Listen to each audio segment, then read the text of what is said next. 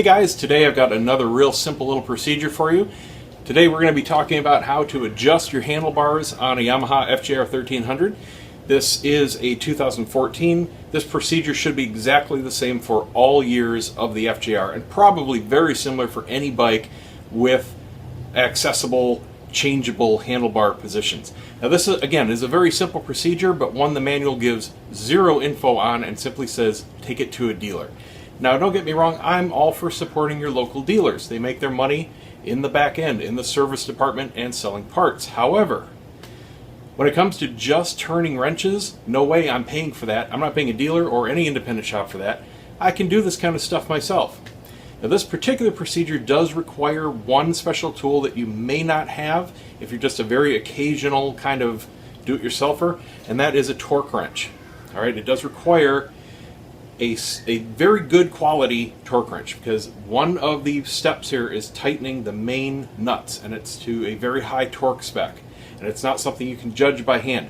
When you're just doing small stuff like spark plugs or normal little 10mm head bolts, that stuff is 10, 12, 14 foot-pounds. That's good and tight, good and snug. You know, just tighten it up and you're good to go. You're in the range, no problemo. But certain things like this, or any kind of engine part, transmission bolts, anything like that, does require very specific and accurate torque.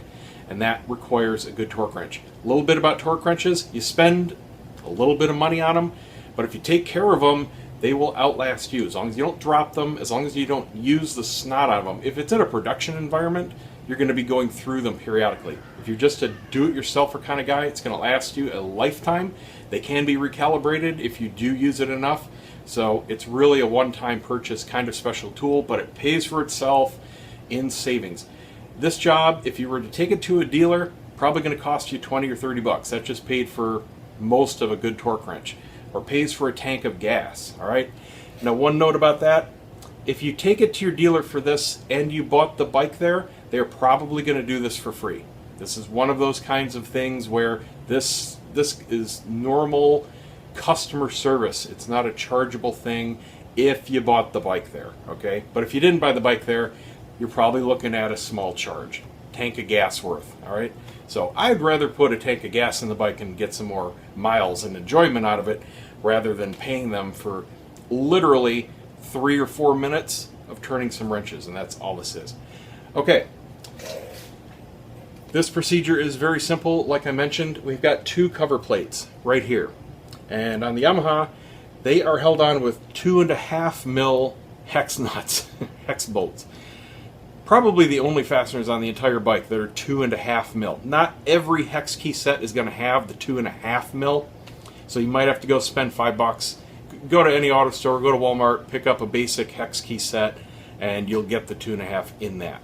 Alright, so I'm going to start by taking off these little access covers, and that's going to reveal the 4 fasteners that we have to take off to actually reposition these. These are very small fasteners, and I'll just make the note here. I'll mention it again when they come off, or I'm sorry, go back in. They don't have a torque spec in the manual. These are simply too snug. Hardly any torque is applied to these little guys, or they will strip quite easily. So just carefully take them out, set them aside.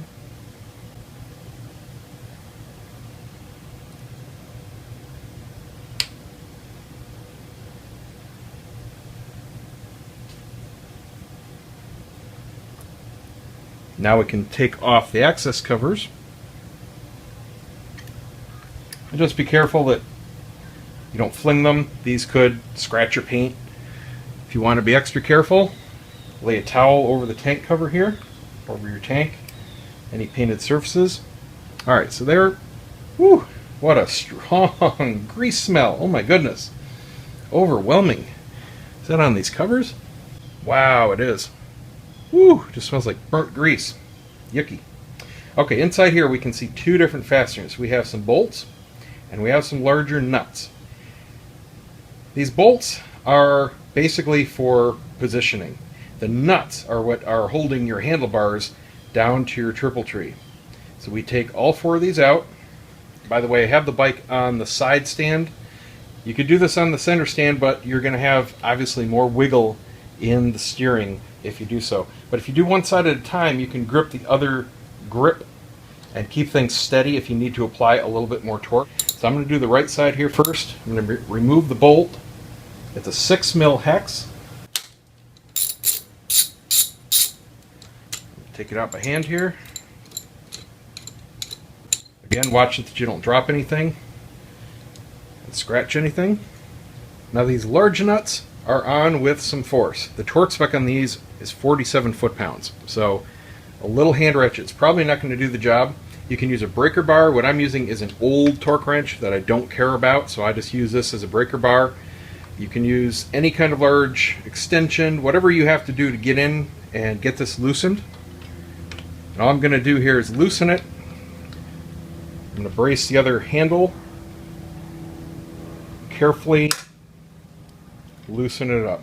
Doesn't take much, it's just that initial burst, and then the rest comes out by hand. Now, as a note, never use your torque wrench to do that.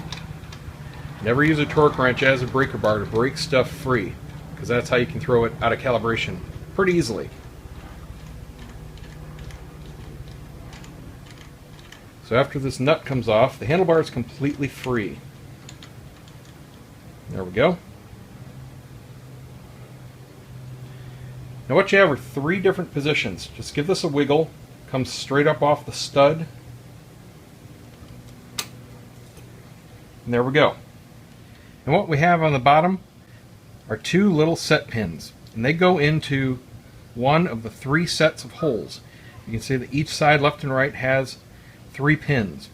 So this is where you can adjust your handlebars, and you can also see it's not that much of an adjustment, about 3/4 of an inch backwards or forward. And as I said, the stock position from the factory is right in the middle. And that's where I happen to like them, so that's where I'm going to put them back. But if you want to experiment with your different settings, see if it makes any difference to you. It's just going to bring your bars a little bit more towards you or a little bit farther away from you. It can help with your riding position a little bit, but if you want to make a big change, you're going to have to put on bar risers, which incidentally is the exact same procedure here.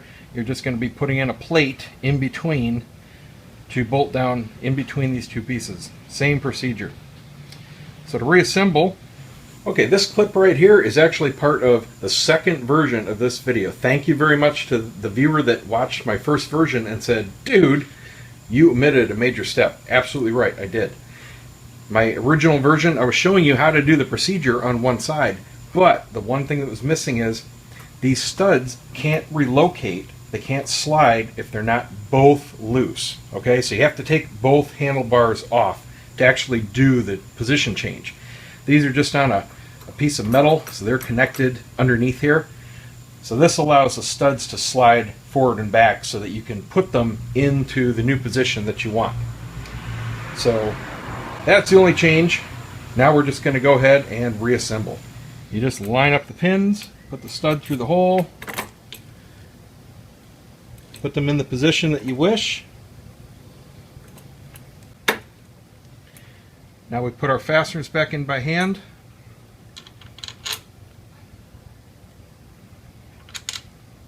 No Loctite on these. Spin the nut down. Now we torque our bolt first. This is only to 14 foot-pounds, so just good and tight. Same thing you're going to do a spark plug to. You don't want to over muscle this one at all. It doesn't take much. Just good and snug.